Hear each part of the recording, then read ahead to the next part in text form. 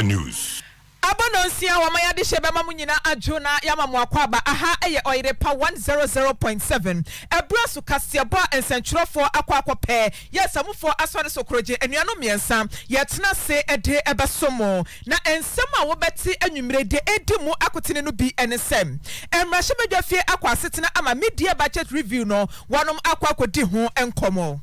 sanso so ya beto asode amamo na yabo mumu se empanifo bi won mu a yaka cho se emomo from mpanifo kura bi mabibia mayiko no mu na ehfa na serious awraba bia oped ba aye no ho sede onyam akwa asopiti okwa akotoba ama eho asem aba jabebo awra ensefo from na nanum ho na atofo sende betu dwa se aban no akwaji sika bi afri Bank of Ghana hono a eho ensem ekoye deja na omo babonten ebeka se enye nokure ne nei wasa beka asisu people se asem no eye nokure Ghana Integrity Initiative for so asem bi ano na prison officers enya officers mako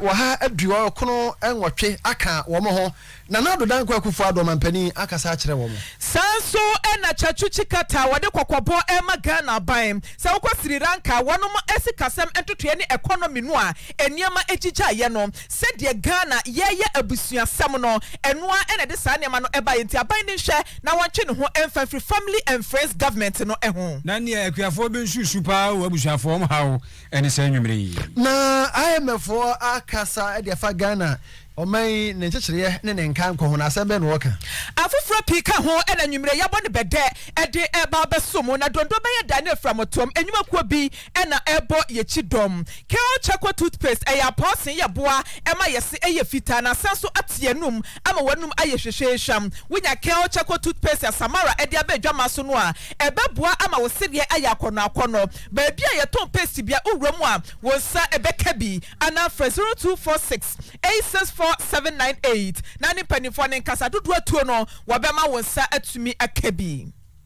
na ye kamo Dr. Sami Faito enu ode abadwa so eyemiensa de edi kan ye Sami Faito mixture ahontutuo na ewo so yamkuro na ewo so ya na omoja area Sami Faito mixture bebo papa ya so ahwe ne ye jetum Sami Faito ointment eno so dwiba kuro ni se mampe le kura propro honamani se bia ohia Sami Faito ointment Sami Faito bam jai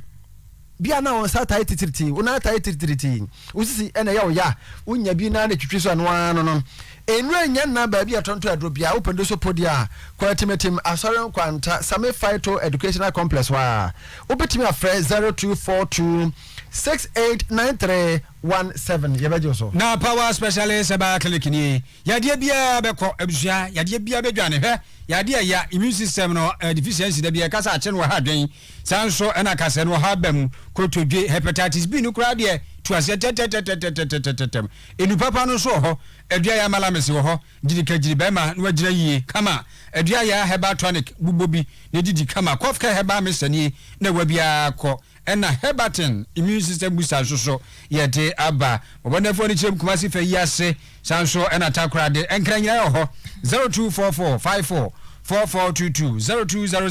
0200383831 Facebook anwumrei eye Oyerepa radio na so Oyerepa News social media on the side we nyina so ye ho mwake ka fo akro bia asante ena fe mame frimpoma crunche MFK for short ena fe odiefo na na sabere pinaman na na penkra hene che me abusuafo ensem no nie ye ko bogo so e wa toye mantem na awuraba bia opeba abusafo ena wa hyehye no ho tesede onyem pepepe na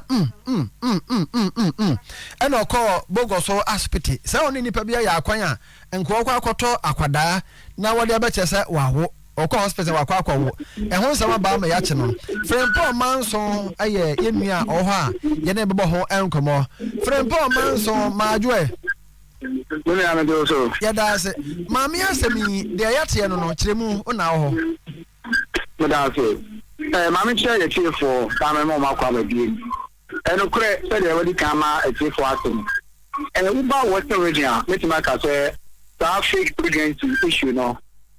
And it's also, you know, at the away at Toy Mountain. Now, maybe I'm both so near no, the Chimo Budo Store. Brony, a fellow at the back room, and then I know pay it to just a Robabia, I can leave.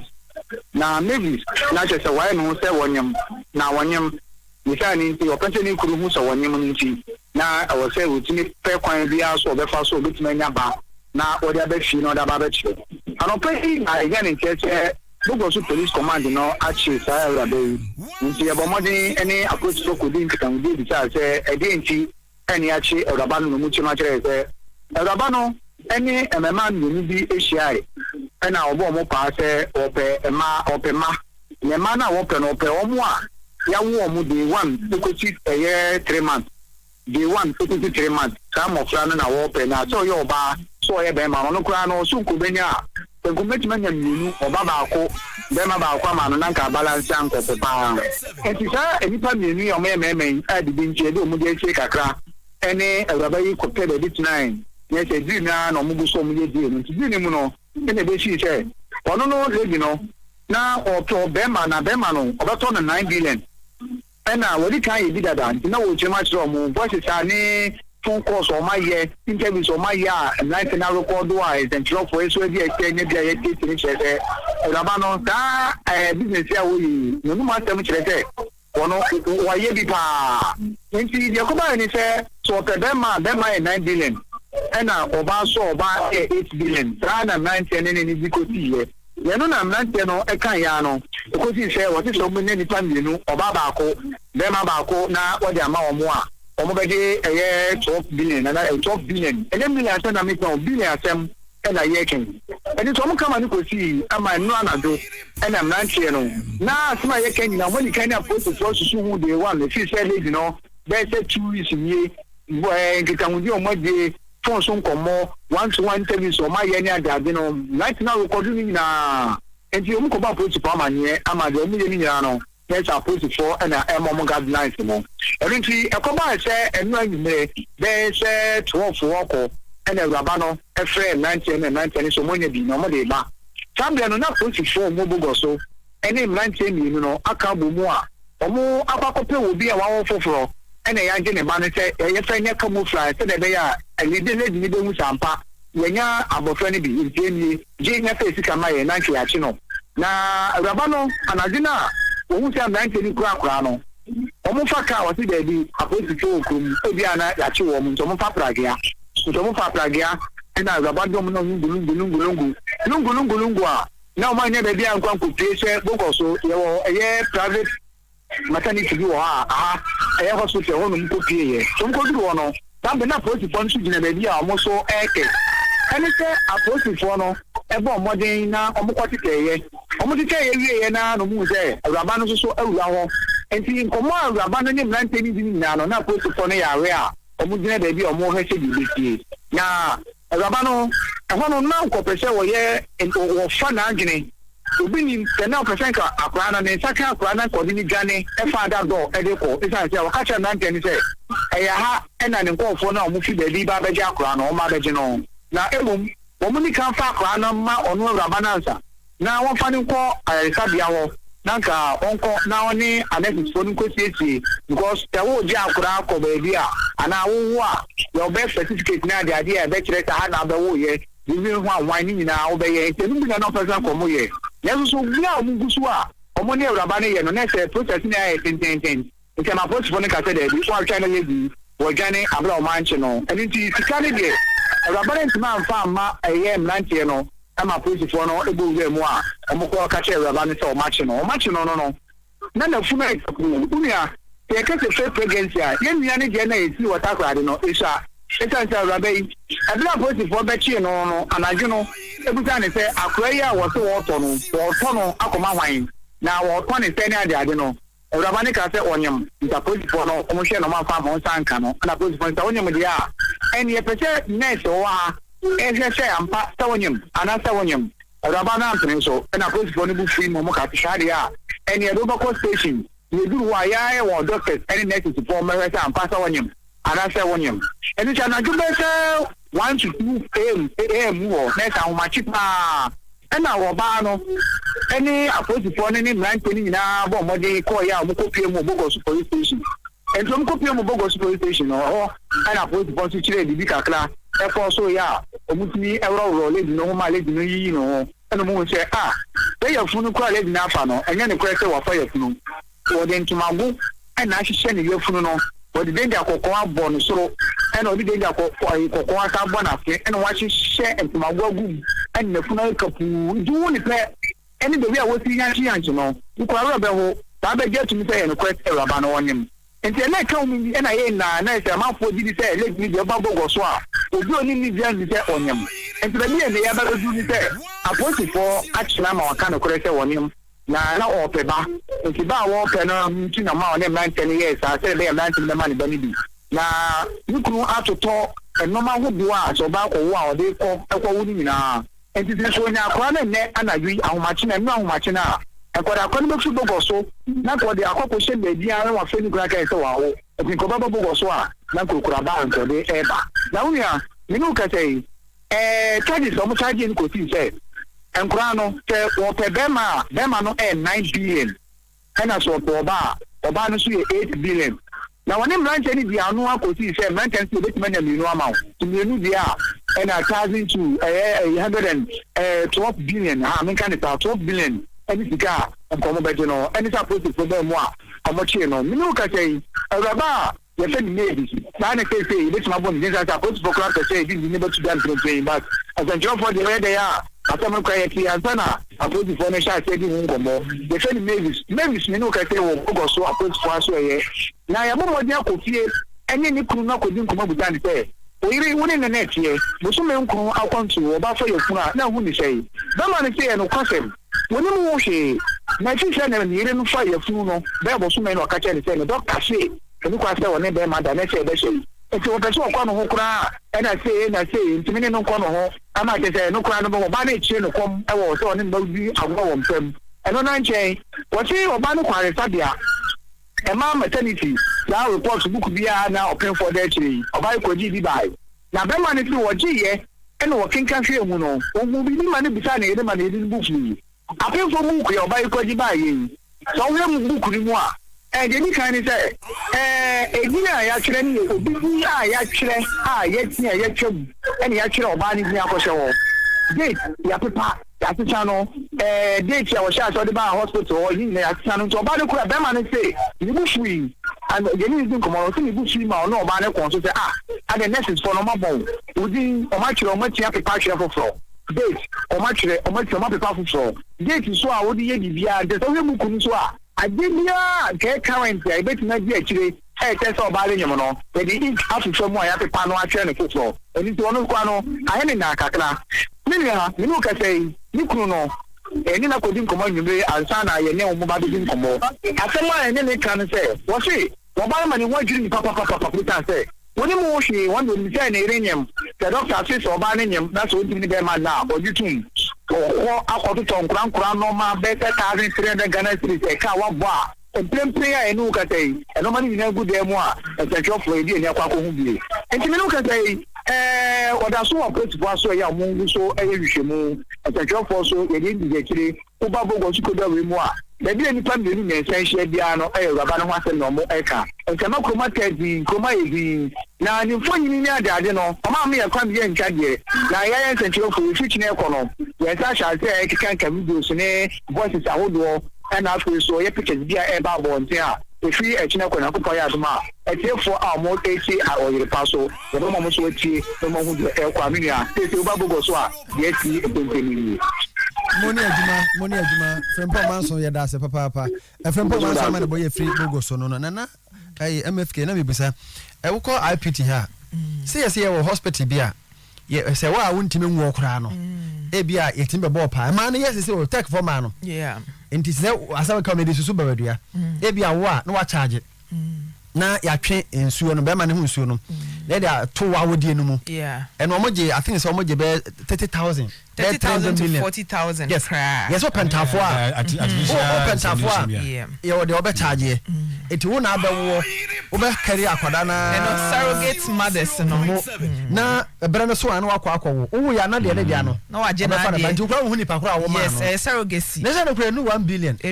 ɛna ɔmo de nam 9 billion 8 billion how na IVF no kra wo mo ye ne nyina nye for 40,000 400 million ɔmo te ayi ho ɛna ni papa Oscar 9 billion 10 billion ana wan te ska ni ɛna ɔnkɔ nka sa 9 billion ko ɔnkɔ abrochire nkɔhyɛ hɔ no mo na ɔnkɔ adapt obi kra amra sɛ makɔ we no on tis hard yen wo and we no 1 billion no and obenya basa onim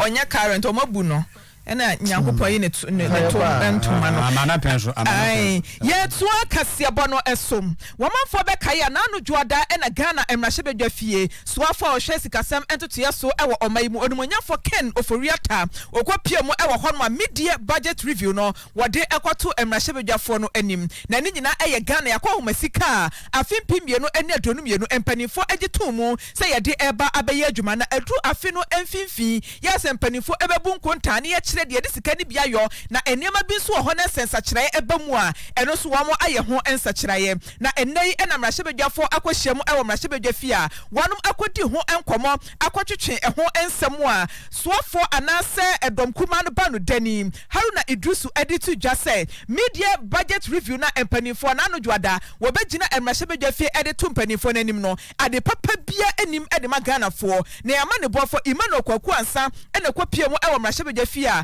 wɔde sansɛm wɔ nyina ɛma ne yɛn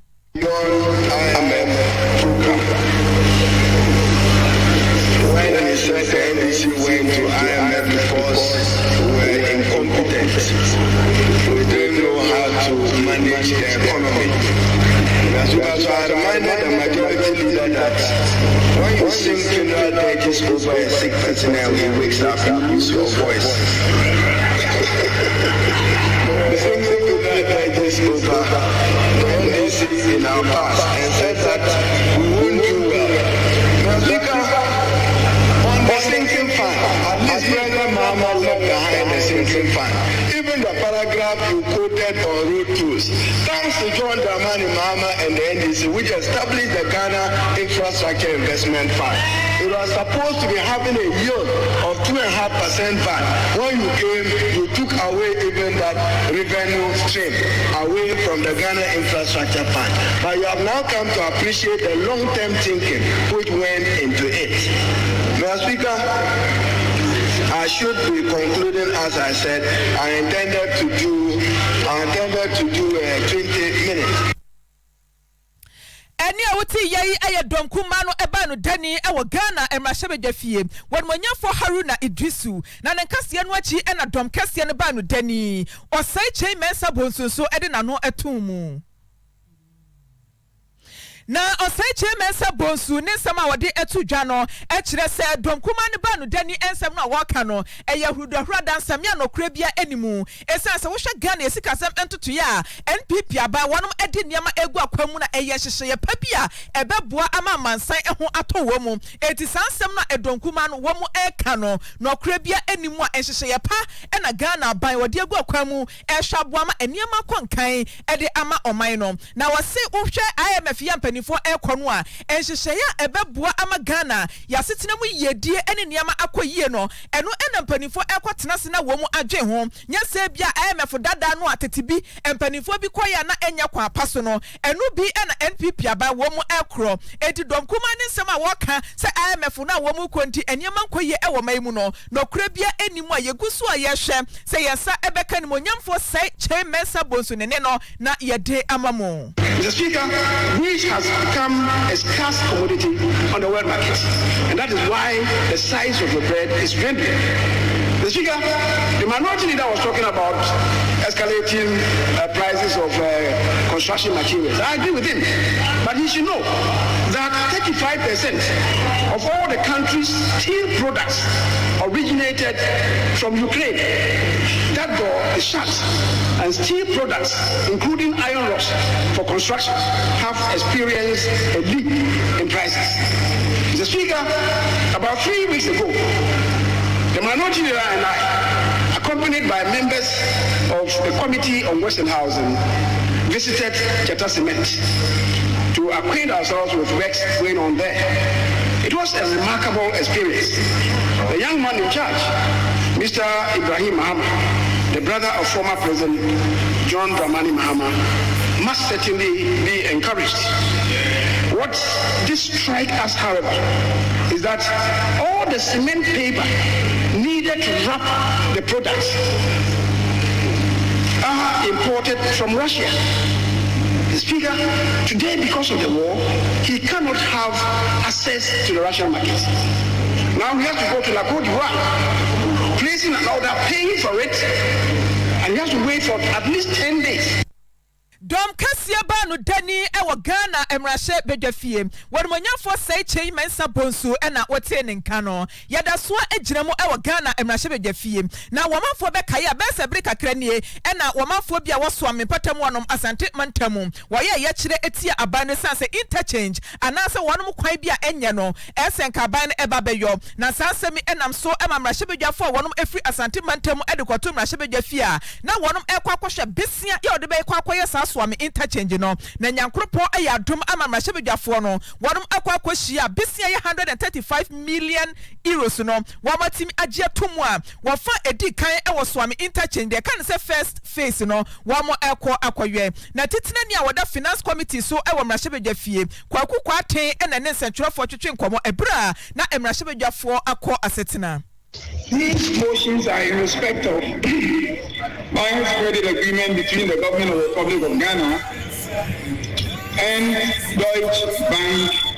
for an amount of 135,396,518 euros and 38 cents and a commercial facility agreement between the government of the Republic of Ghana and Deutsche Bank for an amount of 21 million euros. Under paragraph 6. In conclusion, Mr. Speaker, the committee has considered the agreement and finds the project to be important towards improving the vehicular movement in Kumasi and contributing to the enhancement of the road network of the country as a whole. The committee therefore recommends to the House to adopt this report and approve by the resolution the request. I so move, Mr. Speaker.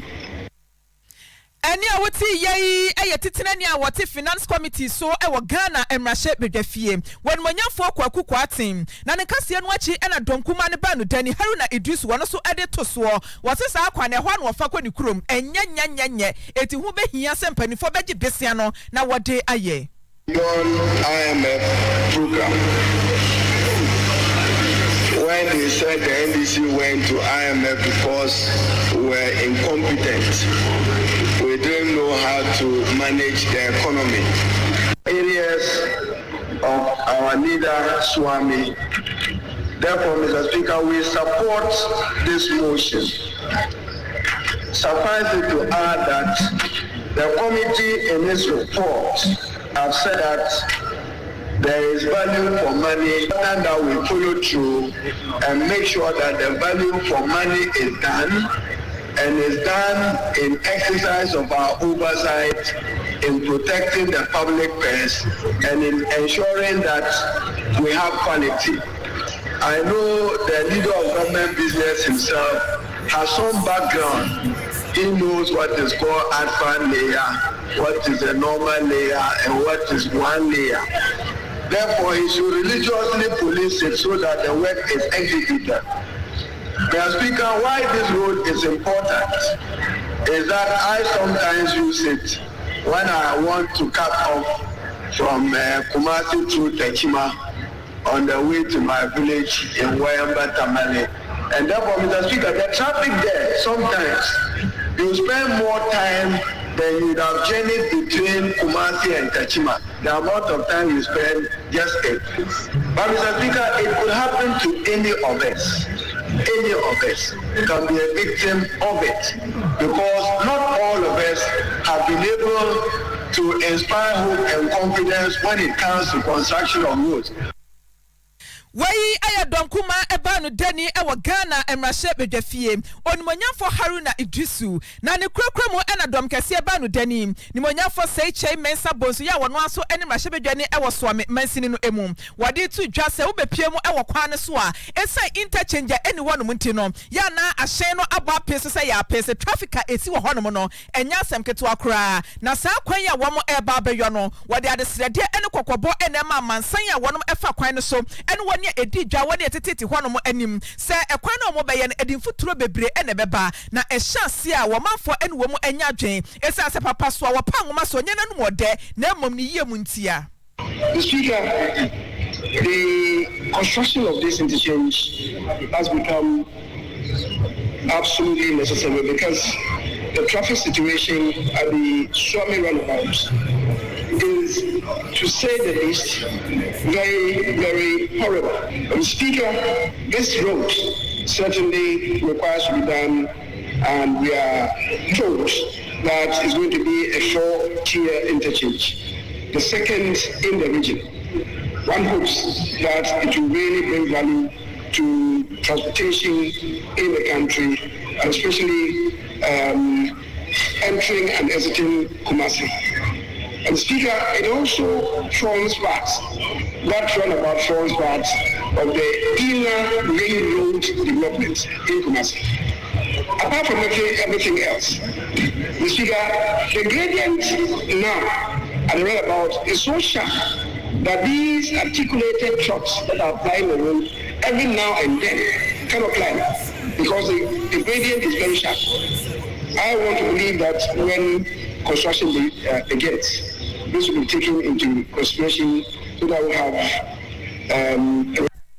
Soame mrahye bedwane ya waye dom kase no eba no dani when monyafo Seichei Mensa Bonso ena wote ne nkan busu de nsam ne ma Oyerepa 100.7 FM anwumre no sia kase no a ye kwe nanim MPP amayoku no onse se de omo sha ase na police station aba omo toto ye no a eba ya ba be pim sesei omo yi omo mpanimfo e wo soro no ho a obehim franka no nkwa na aka ya hwe animu nyankropa adom a eno nso ebeba so na police station de ne se de na nsam si wo ho na busua enya nsam keto asa o ba bi te sa Santemampon ene onso sa Santemampon abato apeso aso no na police station abato no akwa esi wanta kire se binimu ho no mo a ya mo kwan amo ma fa forms omo dodo be se aduasa num 35 na no na ka obi mu ombufu ye tabira asem no e de kokoda Santemampon high court se court emrem ene ne se ne mpranso ya wo ma kwaso asetra no a ene his lordship Justice George Apa kwaben emma ne hamaswa pan wasi asem no krata anase me ruling matembu amede bani said ye entwa yi na jije nkofo bi nsa egu ona kire na koba se ya mom kwa mom afo mom form so no mo so anya ho akwanya ne bienu nko ade ene emprepre ya Santemampon constituency MPP panimfo no mo from executives ni nyina mo obi amfra no executive member bi abim wode tabo ato no so nti ye hwede ajanim saa yenko na woni a watabiri asam de court no me kire petitioners mu baako opani Emmanuel Ejeyi Sefa said you musi huni ba opani Sefa mo adwo ya jamia aswani age minia o ka se bani age a enya no kwese bani age na so no liumia ne se ye nyina pese pepreye ene ntiase ene amamu a emu ye fan eye adwuma wa Santemampon enu nti na yina ye bre sabi mpanyinsi ni bo akofo di bia ko munye de koso ye dio yo minia with a quick one o ka say nipa 35 na tabi asem de ko court no kwasi no mu say nipa e de asem de ko court ye over 800 na say aha nwotwe ye no aha nwotwe ni akire na mo doso ye doso na nukuru no tama na ye rate of sermons no ebrem nti ene etimi fa nipa 35 pe de na so ba Santemampon kwa na kaka me kwa se e ko mani na na mo buofu o sa asem de enti enye nipa 35 na de wo mu no se eye na no da court na e wo se ye lawyer odi enima ye friend lawyer Shadrack ben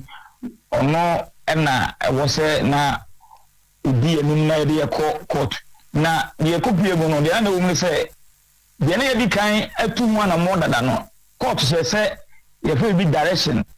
rate of sermons a ye de ko ye no na de booklet kese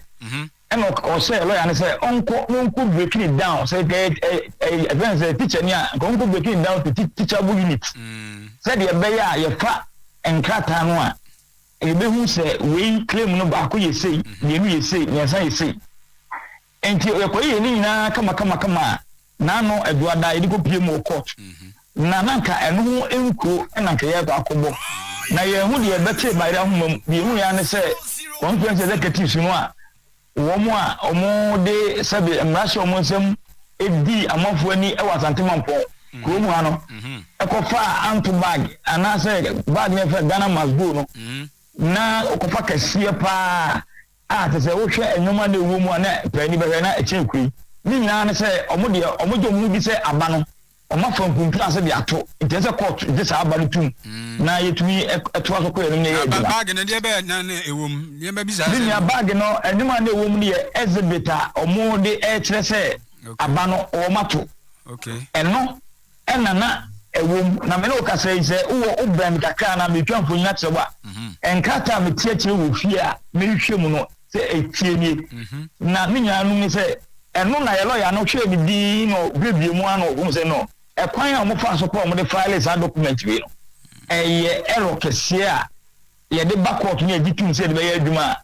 enyi ene tira enti wo se judge no enhwe na omuntu sa krata ni na enti ema lawyer no hwe na no kuru mu no e kwa mo fa so mo di tim sa krata no na enye papa enti lawyer ni judge ni bia so e de boss an krata no e de tu eguye na de ma constituency fo no asem no abamu ne se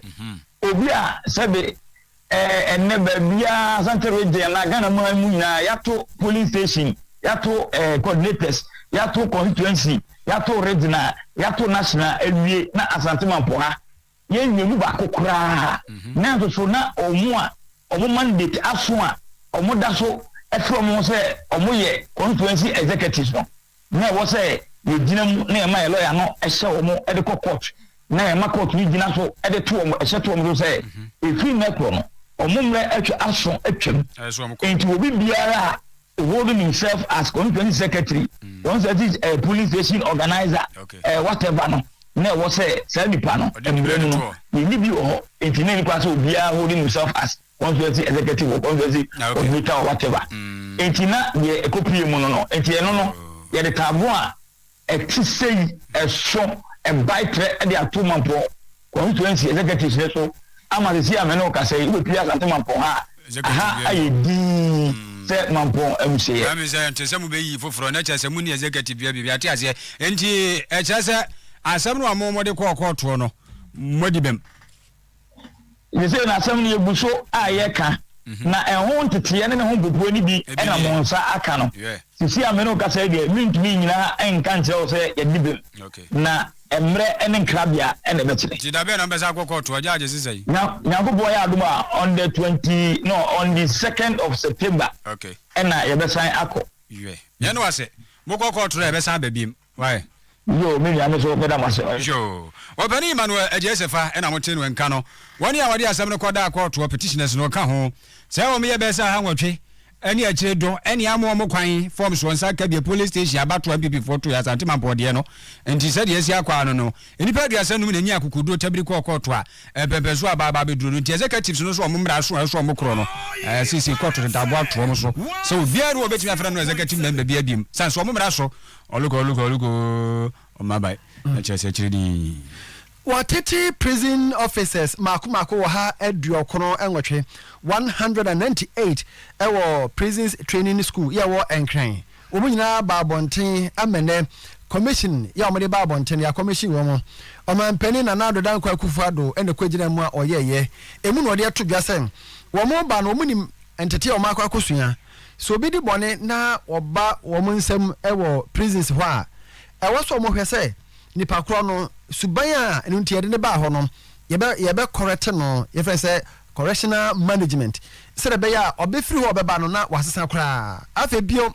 se wo bi kodem na wo ba ne ehwe ne achie na ye mane men ye ho ne etete no jojo no ye ne kai ni na no ye nyina ye hwe se sa suba no so no ye betime ye firi ho no. Ladies and gentlemen, we all acknowledge that the prison service is an important part of the administration of justice. Even though not directly involved in the front line of the maintenance of public order in the country, it is tasked with the sensitive duty of deterrent, incarceration, and rehabilitation. Service throughout its period of existence has not relented in its effort of managing the prison population and of trying to ensure the prisoners serve their terms in a safe and humane environment where their basic human rights are protected. Then the Director General and the entire staff for their determination ensuring that our prisons remain amongst the best managed in Africa. The service provides opportunities for developing the skills and talents of inmates through formal education, as well as technical and vocational training. These efforts are aimed at offering options for economic empowerment to inmates to ensure effective reintegration into society upon their release. However, it is noteworthy society is reluctant to accept ex-convicts back into their fold, and former prison inmates continue to be stigmatized. In as much as personnel of the Ghana Prison Service owe it a duty to work to ensure they return well-reformed and rehabilitated inmates into the community. The larger society must also prepare and take responsibility to welcome and work with the experts so they do not become repeat offenders. Any amuti ye eyo mampeni nanado dankwa ekufado ena busefa wakasa no prison officers waha edu okono enwotwe ne Oma babo nten a ya commission wo mo ehun sem no no wa fa bia ka ho wa fa prison officers ni bia ka ho no here no dey is important abusia for kasia ba wuti afi Oyerepa 100.7 jana Facebook live on so Oyerepa radio wura ho na wa share amobi so anya bi ahwe for adwenkyere no ebra ne kwawie ya ya beje bra na ya kenkan ede amamo na anum ho ena ba beto dwa se atofosen etenetene nsa e wo Ghana so wase Bank of Ghana yesika krabia ba tan no wanum atwesika foforo ade agumu a ni nyina eye aban no ena omde enso na se ne ebasa no a na ama enioma bo aye den ewo omayimum na sansemi a wode kwadu ebo aban ene yesika krabia ba tan Bank of Ghana ebeto dwa no ena mpanifo eba bonti be kire mu se enye nokure ensem no a woka no emfuturo ena otu ade agu Ghana fo anim na no ena papa aba bonti a wo kire mu se sa 22 billion Ghana cedis no a wase Bank of Ghana fo atwa ade agu mu no pa na Ghana ban akwaje bisia bi ede fisika krabia no hono mu a esika twitwiri die ena omde ema no enti pania wono ene soafo abedi akiro hwesika samso wonmanyafo Jonkuma se woni Bank of Ghana for enhyehyɛ ne ntoto ya wo mu ahwa wo mra no no atofo sen no won kire ni mu na ne nsɛm no ode tu dwa no sei enetie. Overdraft is a debt. Where would the central bank get the money from to loan somebody or give somebody overdraft? You have to print money. So they've engaged in printing. So what they seek to do is to tell Ghanaians that yes, we have printed money, but we have not printed 22 billion, but we've printed 11 billion. That is what their statement is trying to say. I repeat, they have printed 22 billion. Bank lend money to government of Ghana. It doesn't mean printing. I beg to say that if this is his understanding of economics, then he has no business at the Ministry of Finance, because he doesn't know that when the central bank gives money to government, it's printing of money. I know he's a lawyer, and I urge him not to dabble into things that he has very limited knowledge on. So please, if he needs tutorials, he should join the NDC, will teach him. The central bank has printed 22 billion cedis, period. So please, we demand answers from the Bank of Ghana. But before I end, I want to pose these 5 questions to Bank of Ghana. It's even 6. First of all, if a bank is holding government stock or bonds and wishes to discount them, the Ghana fixed income market is where such banks can engage in secondary trading for liquidity purposes. So my question is, why has it become BOG's primary duty? Second, why has the Bank of Ghana over the last month curtailed lending to banks, but it is busy lending to government at the same time? I want to know why. Again, I also want to find out, why is the Bank of Ghana implementing monetary policy currently, given the truncation in the monetary policy operations? I also want to find out what are the measures being implemented to fight inflation and anchor inflation expectations currently, particularly when the policy rate has been muted, and also given the fact that Bank of Ghana gold purchasing program is in itself inflationary. And finally, I want to find out from the Bank of Ghana, why is Bank of Ghana ignoring the adverse impact of fiscal dominance on the effectiveness of monetary policy? And before I conclude, let me also add that Adan na Bank of Ghana epeso yi wani efri ensunsuanso boni a saa hyehye no ebetimi ede abre Ghana esikasam entotoye eni a wote ye eye ranking member ya wada finance committee so e wo Ghana emrahye bedwafie wonmonyafo kasa atoba forcing na nenkase no achi na mrahye bedwane wo Cape Coast South wasan so eye ranking member ya wada privileges committee no eso wono so ede bito so a wo kire mu se ensem ato force wo ka no eye nokure papa ya wono so efua so yo na abusuafo na nsanya ena nhwemu fufuro bi eba ye en sese Afro Barometer R97 ya no eye Ghana Center for Democratic Development for CDD ede beto abonten wo mo apra ne kankan ahye wo no ma mekira so ya na se nkurabata ahodo no eno mu fa fiti ase wo mo se o ma panina tena ye presidency ene di kan sana posifo aba ene woni a wotoato aso ade ekura nti agya ye di hu komo bia na ngurabata ba kwa ne ka tuja pa ba no prane kankan so mutimi e kasa kire madwen e de fa ho ene Ghana Integrity Initiative for GI na pani oda no ene mame Linda Ofuri Kwafo e na wo kire se pass ya kapra ne kankan ye be hya se afro mampani atra presidency mudie no kuro nyakopo anim ni entwa yi ejaka bi eto omen e na afi susukra ba mu mpanimfo ntitiri omo wo mampani atra no eho e kire se se bi ekusa bi anyado enka ye kwati adurumrai eno ani haban ene train ka enkyere se bontisu ni o mefa nko na pa se nko mampani atra ye mumu a ye be hwemu ni asuamo na prane kanka be hya se de afiri musuo na nkofo hwemu o mo ye aba be da na di se de ene na kyere se ayi no za OSP no office of prosecutor no o so wadwuma ye so ehunu special prosecutor wadwuma ye sa so na auditor general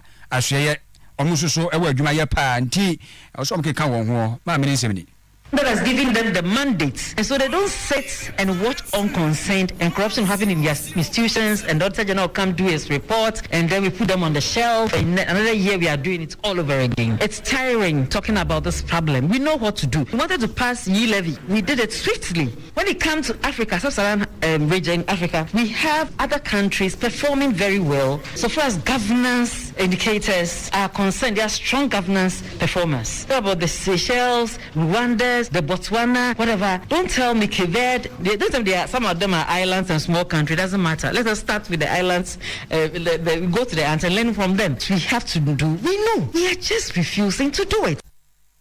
Just ashada. Any empesa ye bedi any maybe a so. Na yakeka ye ho akrakra ye ho ye nti prane kankan de sa nipa no ni de ye no so nya toji won wa nti ma me Linda Ofuri Kwafo ne de no International Monetary Fund IMF penifo de atodwa se Ghana yesika asem no man mpuntu ni nyini ni nkan kwa nka ni ma be kosoro ntentem no ebetwetwe na ase kakra ebeko slow na anyi yanko na eto yen omo se wiase nyina na so de osusu na ni wonte ne Ghana de na ye ka ho asem chief economist ewo IMF Pierre Olivier eno de atodwa se ade ba ko e ka ho bi pa ema o ha nyina e ba ne se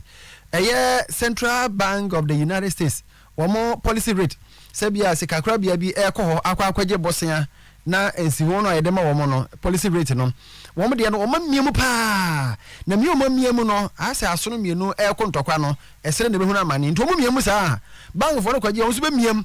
yesu yakwaje ne teacher for aje yulo yesu e besa miem na de bia ye bresa eno ka wo bi na be ma economy no high slow Think about the downside risk that we're facing in the coming month and year. There's the financial tightening, which has been relatively orderly in its impact on especially emerging market economies up until now. There's been a lot of differentiation. Spreads have been going up. Interest rates at which countries borrow have been going up. Currencies have been depreciating. There's still a lot of market differentiation between, for instance, commodity exporters versus commodity importers. Going forward, however, it's very clear that the tightening in the by the major central banks is going to have continued effects on the rest of the world. And we can think about basically three channels. First, there is going to be reduced demand and economic activity at the global level. That's going to weigh down on countries that rely a lot on the export sector for the growth. It's going to affect them through this channel. The tightening in the U.S. and other central banks around the world is also leading to a major appreciation of the U.S. dollar against emerging market currencies, and that is increasing inflation pressures in those countries. So these countries are facing higher inflation numbers because there is imported inflation. All the price of the imported goods are rising faster because they are expressed in dollars. And then there is just the fact that when we have a cycle like this, there is in general what we call a flight to safety. There is a chief economist International Monetary Fund IMF Pierre Olivier Enono. Jetua kasia bano so na pani ba kwa wakwa dai ewo emremu ewo mayimu won monyafo chachu chikata wono ene de kokobo ema Ghana banya nana adudan kwakufu ado odan wasi ne family and friend government ena nana ado woyo wasi edibra bi ewo hwanko obi ebetimi aya no akwakofa na danfo ne yiri nua wono ankasa ni nua ne wafa ase na danfo ne mpena dada chese enipa wodo omo ewura amamu no nyina eye woni a eben no ebasa ema Ghana sikasam entotoye no eniama entimi enkonkan na pani ede Sri Lanka ena ye emfato ho ede kire Ghana ban wase kwan ya Sri Lanka man pani wafa so ebu ni man eye family and friends government ya wode woni a entimi nya adwuma ekosi sikasam entotoye so ene ma niama ejija ye nei man ni mu aye deja ya eniama bia entimi enkoso etu wasre man pani na na adodan kwakufo ade ne na ban se ewom se Ghana ye dendie na so ode panifo ebetimi aye adwuma no etototo asoye ano a ebebua ama sikasam entotoye no asan abanachi abegina ne nan so ebrane wade sansem wanyina etudwa ebra empanifo ebodwa ya na wo kai Ghana man pani dada wanyen ba bi ekoro Evans Fifi Atamos ebra owuye no emfihie du ya na wo mo ehye ho efa. Good men and women like President Mills are desperately needed in our politics to rescue us from the mire into which we have sunk. That is why I'm using this commemoration to challenge especially the youth of our country to make individual character and integrity critical determinants of who we place in leadership positions at all levels and in all contexts of our national life. Needless to say, corruption is more costly to the youth simply because they have a longer span of the future ahead of them. We have also been seeing images recently of the crisis in Sri Lanka, which also tells us that there is a limit to the patience of a country after a long period of tolerance for a country that had been run as if it was a family business and that had failed to address the dire living conditions faced by the people. A once very powerful president has had to flee from his country amidst the angry protests of the people who he had taken for granted for so long. The fact that in recent assessments of risks of debt default globally, Ghana and Sri Lanka are mentioned in the same breath means that we cannot be complacent about our situation. We can perhaps be spared that kind of tragedy in our nation if the commemoration of the life and legacy of President Mills signals to us a need to follow his example. Ghana emranim ni mapabako eye onmonyafo chachu chikata ena wote ne nkan wose na nado dan kwakufu ado ne NPP aban no womo emu nkwopo enkohwe wachi na mampani dada wanye ne ba bi kwa Prof Mills na mamu kwanya no ofaso ebu no womo hwe ensua ne beboa ama Ghana esikasam entotoye no ato ape no atimi asan asori agina ne nan so na makwafo ya womo sene so watra enafi enyinefu eno no wo atebuwa manchemensi ni mu na ehwin omo kyerese no kuro nyakopa ni Ghana akwanye na nsusu no de anya kura se de obi asu naniwa na ene obi asu a wo se akwanyo no saa na omo so ka kyera ban no se ebra amanyosem gina mu denden na nkofo ebo ntoa pre nkofo kokromotie se mo nkotro aba maye no amayefo no huru kwanfo no se bi ekututo mu bae ene on be kasa wo mo so di so APP aban kutintim e de man nei na da kwa kufa do excellency wo gine samba e mampani no nti wo mo nkai ba bia wo mo hye bo no mo nsamba gina hwa how no e ho no o meyi mfamfiri ho eno ena kwani ba ko e di antwetwe komo no wo se abraho kran sem ba ko wo mu ni se wo mo mfudie no aka wuram na ehye etumi ko efuomu ana se ba bia mfudie wo ekokofa no baye e de ba adwama so no trata na ni ada trata ni wo de bia be excavator so hunu na kire se wo mlase ano no ni nsem ni Community ba hudu na ya organize ama ya chichi ya mnani ate bize kwan enye somewhere 92 na kwantavisa ba ye kwan ifiri ho jeje penso through enede ya me wo kase bibia nkoso kwan ne so a kire se omoboae ama akobadi etimi awie pay na ohwe area ho nso a se ye kaga na nyina bayera eho na dodo na yede ifri ekabo die nso a nyufi enso ho nso na ifri eka buru a nti yesere mpanyifo se eje omehwe no kore amamfo a ebu wo kwan so no omo a mutodi wo mo hwe asem omo na enubu ene trata ene how de enkrofo munkum duba bi kura minhu de amia menyame enso ya pin no assembly sa 2000 contractor 3 na kwan 18 months ye chitede ma omo na rehosem ni se sabri obi ani so ebi ntwitwa covid ni niema a ho free atebu ebeseko anyufi yo enje kwani ba kono no omo hawo ni bi no odi tu dan na assembly bedwani yo wo watra electoral area ni honorable owusu tia Samuel en wo kire se afi pimi no ene adu no ya ko ba se entoba no wogina mu ano ena contractor bi sisa ne niam be si kwan no so krampo se wo ye to abani wie ya ena herabasa sisa ne niam aza to se bra krom hu contractor no na tikompu sa domu se no ye Community ba hudu na ya organize ama ya chichi ya mnani ate bize kwan enye somewhere 92 na kwantavisa ba ye kwan ifiri ho jeje penso through enede ya me wo kase bibia nkoso kwan ne so a kire se omoboae ama akobadi etimi awie pay na ohwe area ho nso a se ye kaga na nyina bayera eho na dodo na yede ifri ekabo die nso a nyufi enso ho nso na ifri eka buru a nti yesere mpanyifo se eje omehwe no kore amamfo a ebu wo kwan so no omo a mutodi wo mo hwe asem omo na enubu ene trata ene how de enkrofo munkum duba bi kura minhu de amia menyame enso ya pin no assembly sa 2000 contractor 3 na kwan 18 months ye chitede ma omo na rehosem ni se sabri obi ani so ebi ntwitwa covid ni niema a ho nsane no yesi ne ho sododo yemfa nso a wei eye enkomo ya yakọ atebu amanten sene so watra ene anyinofi ekotwetwe ye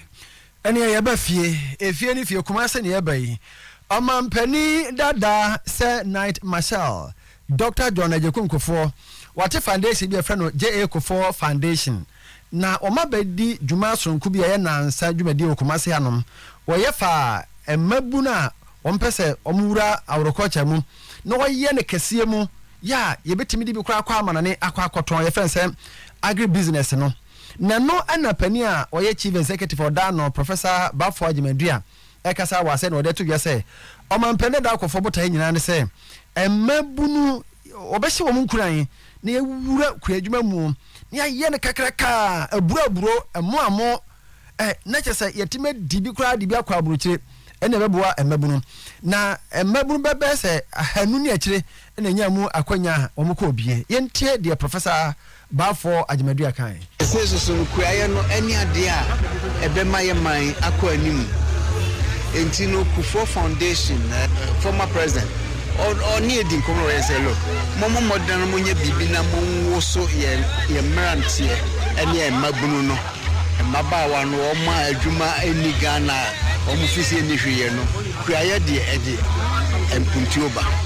enti president of friend o tu afose enkosa adwuma mo ne say ne vision aboy ne na yetimi nipa be se ahanu abehia ha emrantie ni mabawa omo ayo omunyuma on say usewutie ya ye kan wisi hwe video ni ehwe no say ono ne timi tu anho ka ehwe ne yire ne mba adwuma kuaye kakra bi a wo ye. So in the whole value chain, one who processes or my package no makama yɛbɛboa wɔn no wɔtumi anya FDA certification na export promotion council wɔn nyinaa na wɔn yɛ adwuma sɛ bɛyɛ a mmeranteɛ no mmabaawa a wɔn de wɔn ahyɛ agri business mu no wɔn nso bɛnya mfasoɔ na ayɛ wɔn look ɛnyɛ tie bɔ nkwa na ɛdi sika ba in fact tie bɔ kora mfa sika ba ɛne no kora nyɛ tie bɔ nkwa kata na ɛde sika ba ka korea sɛ kɔ sika Agosko. Yeah, the tie different. The bio system. Like tie them so we buy. There were etoda na yetia etoda kese. When you say the tapa no. Oh, but say Korea Oscar. Korea Oscar. Korea Oscar. What be say Korea 100 million sesi and we nya ma wan ni timu na e. Korea Oscar. Nya ya editor. Ha, ya editor no. Editor na da so no the tie no. Facebook for we na busa for papa no wie na no. Na 2019 National Best Farmer na ya support strebo e kan for man penida akofo e was ha na mo na wo turo ne ho. Find this initiative an important step towards the promotion of agric as a viable business among the youth. I also want to recognize initiatives by the government through the Ministry of Food and Agriculture to promote youth involvement in agriculture. The efforts by government and bodies like the Jack Foundation seek to change the negative perception the youth have about agriculture as a profession for the aged, uneducated, unskilled, and a physically laborious activity, extremely low economic. Apart from ensuring food security, it is worth noting that the agriculture sector has a great potential to offer decent livelihoods to the youth. The youth should therefore be motivated to take up farming and its related business. Farming and its related business, especially those with tertiary education, among whom unemployment is very high. I've been farming for the past 22 years and have made fortunes from it.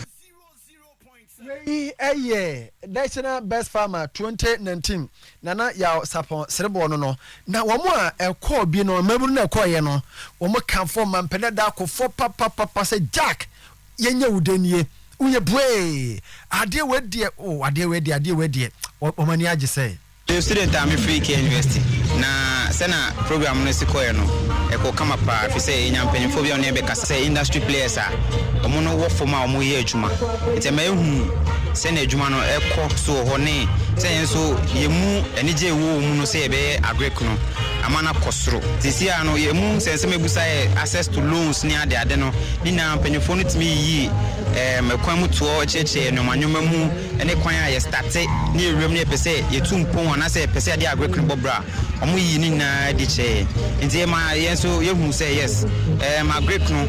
ade o future e o manganam nti ma yenso ani age say yeso da chi bi ebekum na ya agrek ni esi anyo we your classrooms ba ene program na e buy no mehu other products are also our agri sector no na some other companies on machineries na send the room on building drone site with this spray farm size a bigger farm size and I've seen other various interesting products and I've got other inspiration and ideas that I would like to undertake. Almost had you many power nyuma ye bon ho kamu na kai nyum na ebo mitro kaka mio da kami abi ya ayo bo so bi say kwafo no fe na ka mo bo ho Landers Rock we je ko for foundation 3-day program mo ye eno no Bosheba Electricals ne kania papa no de dodo na na abedwa so wura mo e wo Bosheba Electricals awoboa e ma wo fie e ya kono na monte so etimi ehyiren pa wo ma esum enu wo ye won kania bebre e na ho e na fenso ye san e wo fan ene ho akade na Energy Commission of Ghana wade ne cables no atomu a electricians eno mo de e ya adwuma enti bowura mo e bia na apa kwankire e de afa adwuma no ho a ye won panifo woni mo de ya wo befa tetia kwan so e de a kire eniema edum Bosheba building edano Oyerepa ewo mu no prisons runabout eho na so yakese no ewo afeki sentis dan no ya ne Republic Bank edi animhwe no Bosheba Electricals nkrabata ne bi ewo ho a PZ nso so antiata akofo dan na mu for 032203038 and 0541 125 339 virtuous women Oyerepa hwan ne benya bosumi bia enhia ma wonom eye ede bompa ye ema busua wo man na afi wo ma no bosumi a ebai ede no adu so August ya eba so ochina ya wona wotwe na je se 4th August ede kwapem kwasiada 6th August ewo Oyerepa ya enti anopa no miensa ede kwapem nonum empaimo no virtuous women ebehia wo ha na wonum abompa ye enti du ho na do ho ahyem na Nyankopon eya adom a wonum ebehia memene da no na wode empaibo kese atai so anopa no nsia ede kwapem no nson enti bia na pese odo ho edom ekuo no a na waba abedom anase oye ekuo ne badada so a na de ho ahyem na munyina mabompa ye ede ama oman no ma yentoa ensem no eso nana bafo jebi eyebua kwa apemase abontene dom ehene wono anso eyedikro ya wo kyire asem ebener behi ya wo atwema ngabiaja kropo no a ewo asante mantamu wono ene bone nsem pra edema gana mampani nana adodankwa akufu ado ni nyina ene sem wo se efri tetentre de nana no mapen so a ekuro no ebabebo aze ewo asante mantamu no wo mu enyahu anyinam kanea da esum na ya na edu wo mu ene eboshe bankania papa yi akoso mo nkania wo manfo etotoi wo se ni manfo ento bida enti nanado ene ne mpanifo atimi atretre nyinam kanea ne mum ama womo ensa akabia ebeboa ama edwadie enafe ICT a schools ahodo wa pesoa no so won betimi asua no eniama akonkan wode sansem watudwa ebra emrahye bedwane wo atwema nwabiaja south ye wo asante mantamu owura Emmanuel Ajei anhwere wode ne mpanifo ekopaw enkanea no ho entima honorable medawasi me mindful ene me mpanifo a omotwa me nwohia ene me mindful nyina wona ba anhwe ne mo mpanifo mabana aye de mase ene de my honorable odawo ma wona mpanifo moye momba so ankana na moye mo ane so wa odawo ma mpanifo se bi de wonuma na otubia ebin de wa yi ene de woni wa ban ene nyina ya ban aye eso ma eni awuti yei eye nana bafuo jedu wano eni odikro ye wo kyire ase ya be naribehi na nuachi ena mrehye bedwane o wampesoa no so wonmonyafo Emmanuel Ajei anhwere so edi bito so monyaya mashe ni bibia ina masese so metwa na mo na the so yes e pata ko ya yes saka chese ayana ige ba ya kania ifa ya ba ya this is good e wa ha ina kania ni akanya aka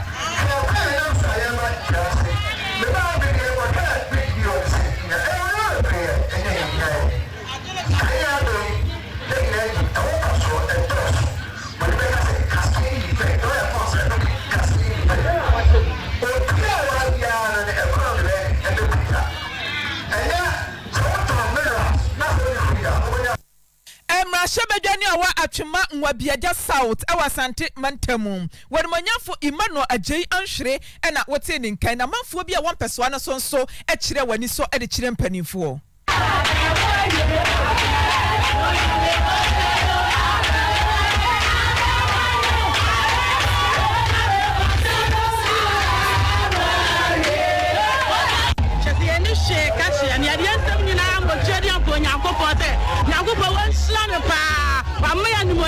What's and can over Croman, Yankan, me while Crodo must hire a class. I was a class in Wapawali, and I'm like an program hunting, almost actually as your class. And so, not yet, honorable Andre, I tell why Yama and Yamunyanko, and then I walk a seal, Charlie upon Yapo, one of Asian and them, Uncle Swam, one of more day, one shining cry. If you are a catch the Biar, yes, so Charlie upon Yapo, can I come and 1 year, my head. Wamanfo bia wa kyire ase na ate se wonom edampanifo ase na oba ye Facebook live ne so ase di womusi bose ensa wo honom no ene street light no ase wa hwehwe de o hye kokko no ne ni jiaje omani aji o eba se ya nkokon se ekoso wo street light ase no ene fan be fem ba ko se ni kunu ye boga na ye se wo hwe enema ode bapa wodimi nso nefe one o'clock microphone so on a leader of the gang chorus leader I gangari I was for clean by size bi baso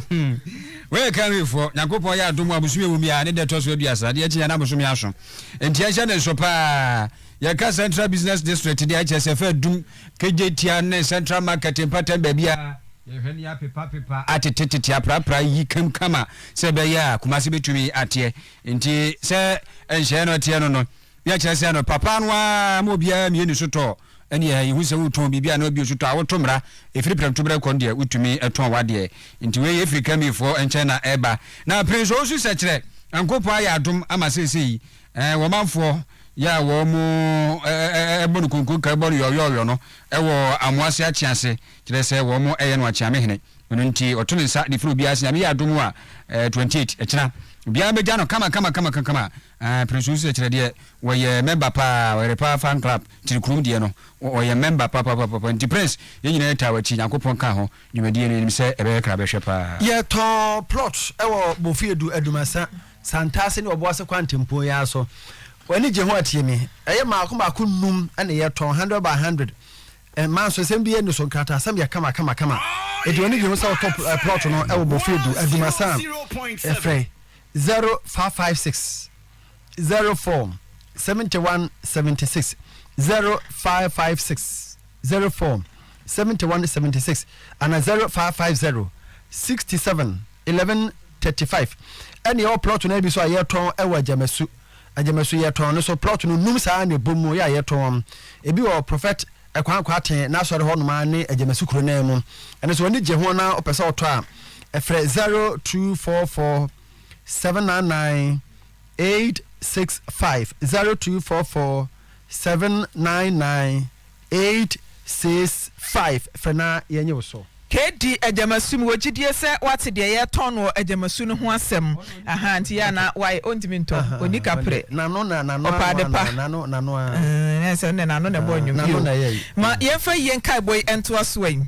na watwede die abusua de abase briche kese abo wonu mu akwadwo nya no asumadu sachi pani adane benkum so na ayipa so empanimfo wo hene ba adisipoko eyotumfo achempem ehene wo hene ba boache agei otumfo hia ehene bafo kentenkrachi eyotumfo chiame nana kakari buama eyekumawu pepase ehene asumadu sachi eye enuanom eka ho ena afi woni a ete ayipa so ene abusua doma wodi amakrata so nyina ede yaw ese se brichi abo wonum kwadwo nya no asumadu sachi wada ne benkum so na wonum aye nhyehyeye a memne da ebe ya wode ebedi ne na wotwe eda July boso me da toso aduasa e wo plot number 3 section 3 6 Crescent Adiemra Atasumaso M Plaza Junction naso GPS address no AK-368-1005 entiensha nso pa Atasumaso M Plaza Junction naso Adiemra entienko hyiam nyame adoma memene da ebe ya no panu nsia enkopem anwume no nsia na kwadwo nya no asumadu sachine na wotwe da no abusua emfa nhyehyɛ so wonya finhye no dioso enson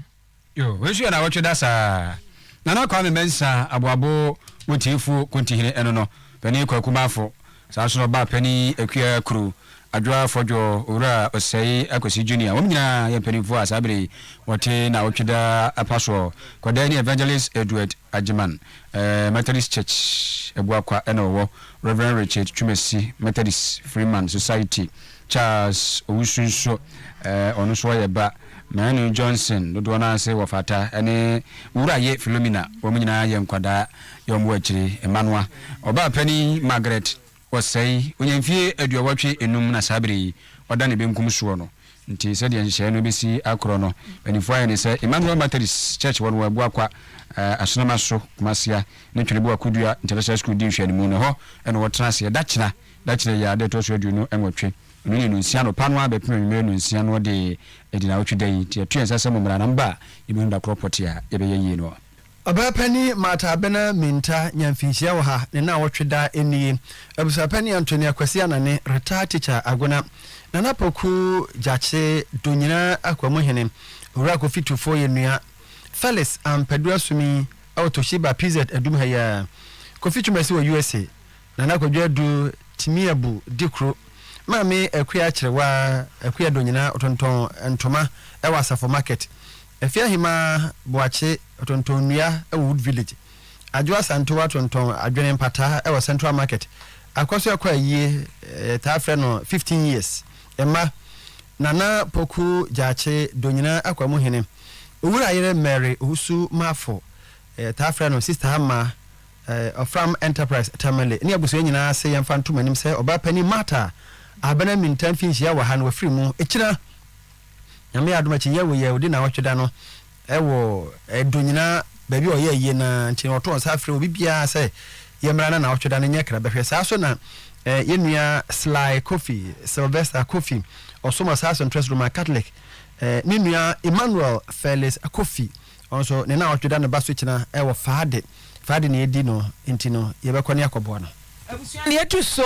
usual waba pani Grace Mensa ena empanifo de abase waka nchine egu watiase na dodo na afa ne maame osa anase don't forget wenya finhye na duokron ansa na rehosemi esi na yipa so empanifo abusua pani Kwame Sampene ewotwede na amoakosa akode wofadwo ena dodo na edinim no Isaac Awua ewo Germany abrochimemu na kwabena wusu ankwabia hene ewo nyinase nase ena fe enuanom bi ye ka homa ne mema Owura Ade Boafo ewo France abrochimemu maame ya Boame ewo Central Market Kumase maame Abna Afra ewo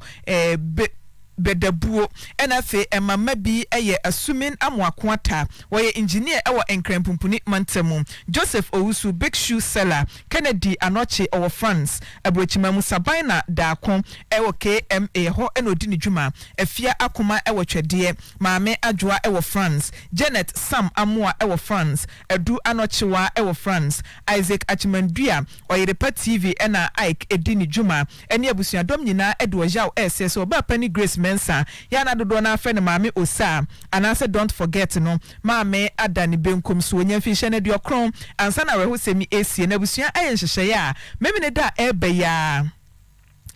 da ebe ne na wotwe August bosumi da toso ensia wonom edwon de hye etumpam ewo atwema twede anopa no 9 no abie amu ne so obetwa adwo ede afa ho aye no awufu som na wakwa akɔpɛ no krabe ewo atwema twede omo asie ye hono a na wofri asie ye ba memene da kro na 6 August no abusua betena se ewa twema twede efri donko brem ede kwapem anwumre no nsia na wode aye wonde hye abrempon yie ena asesom ebokosom August bosumi de toso enson na ewo Power Ministries Church ye wotwede na wonom efri na asesom no a wobekwa akohia ewo biaye a wotena eye ye memene da no donko ede kwapem anwumre no nsia biem na wode kwasia da yiyo no so atoa so nti wotonsa ede afre adofo ne agyamfo se ayie eye nkogya mome nkogya no so ne mo ho na ayie banti yankwae na oba pani Grace Mensa don't forget na ayie no wonom emfa enhyehye so abusapani kwadwo Mensa kotokraba session ena bi hono oba hema nana ama ewo otiayipa so bi nana Kwame na nyinifa ya wotoso enum ugwa na matan kunya asase so ugwa donte hene chiame Mensa omnyina te ho ewo ayipa so oba pani Adwoa Edit ya wono so wo kwa wafi wura Kobina Abaka Texan Soundtrack enodi nduma Madam Alberta Higan Senior Nurse yewo kwase ne enuafo bi nso eta eto munyina te yipa so nkwada yi ni Frank Taylor Fox FM mapu no wukwase Joan Francisca Arthur Port and Harbour Tema sanso no wura ye Stella Arthur Afadi Ghana Health Service Enkran Marian Sifua Arthur ECG Agona Takorade ne patemu no wo John Frank Arthur ono de yakoni krechi kirese Anthony Felix Arthur ono so owon kan ene adesibusua wo mo adwunase ebusua mu nyina se mfanto manfo anim se wo mo dofo ma de nyina maame Alice Arthur tiase na do na afra no Mugabe onyamfia duosunum 75 Ghana benkum so ayi no ba so ami adum fiada ye o kirechi ade to so aduonu nkro no e kirese ebisiripe ewo adontihe ehifi hono a kotokoraba ugwa akoto ifi ho sanso ena wadadia bechi no wode awufusum be hyehyso ewo Our Lady of Apostle Catholic Church no ewo Cape Coast ntienhye so pa mementa de to so aduasa ebusua kire so ya mamre ne amane ekopene kurabia no wasi nkunwa ewo Cape Coast Sports Stadium abura ho ena obenu ne sika seyi ade kyen kwasiada de to so aduonu ba ko na anase aduasa ba ko ma boso no so no ekirese no nkra no panwa Our Lady of Apostle Catholic Church ula hono a Cape Coast ne be ko na asiesom ebusua da wo ho ba na obisi nkunwa ewo adontenhene ahimfie okotokoraba afade no yesememenda no eye kokko ani tuntum kirese ani braba na ade chi ade Nyankopɔn aseda koma no kwasi ada no so be fita ani tuntum black and white yetu ensa se momra na momabua ye ni de nim se Frank Taylor ande she da form pa nti se de sia kwa ni bibia ni na openchire mu kura bitumi afre 0244 876 611 0244 876 yesore akona mamenchia Madam Hana obosheba electricals okay adai kakrakai wumi Oyerepa da kakrakai asia ya wotonton hardware okay maame nani mutise ne wo mo ade pamfo no omo wache omo eburuta chew bia yemedi Owura Emmanuel Oduro Korea wano ene semufo pani a wasa ensem no mu ema ye aboafo bebre ene wa ha nana yaw pepra Jimmy enso e wa ha ena afi obapa prisi wamo ene boye chidom yene yesi nkonwa ede kaseboy ebremu ediame mejesuo eje mame frimpoma kranche FK for shots NFA Krobia azante no duafo nana sabre ena yebeshumiye empani betra